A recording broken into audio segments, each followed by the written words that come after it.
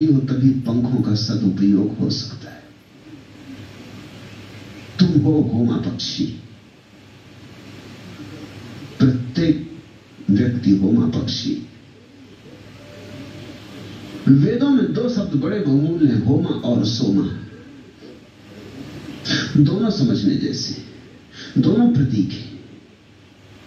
जब कोई व्यक्ति सोमरस पी लेता है, सोमरस यानी प्रभु रस, रसो वैसा, जब प्रभु के रस को कोई पी लेता है तो फिर जो मस्ती आती वो कभी टूटती नहीं। यहां तो जितने भी रस उपलब्ध हैं सबकी मस्ती टूट ही जाती, क्षणभंगुर है, अभी है अभी समाप्त हो जाएगी।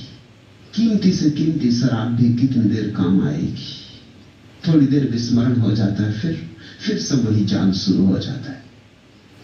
मगर भक्ति का एक ऐसा रस है, एक ऐसी मधुशाला है जहां अगर तुमने पी लिया तो बस पी लिया, उसको पीते ही तुम मिट जाते हो, विस्मरण नहीं होते, मिट ही जाते हो, गल ही जाते हो, खो ही जाते हो।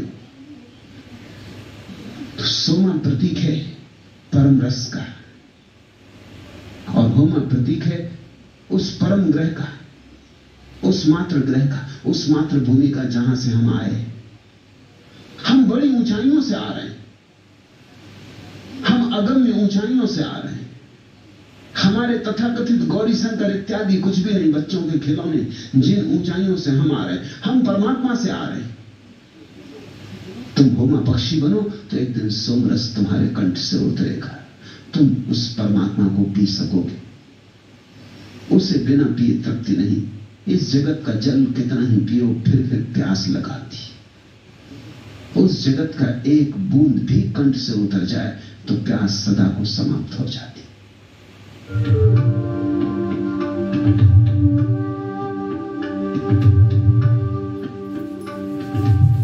कृपया खड़े हो जाइए और खड़े होकर 3 मिनट का एक संगीत है जिसके साथ कि पूरे बॉडी को कंपित करना है और ये भाव करना है कि प्रसन्नता रूम रूम में फैल रही है।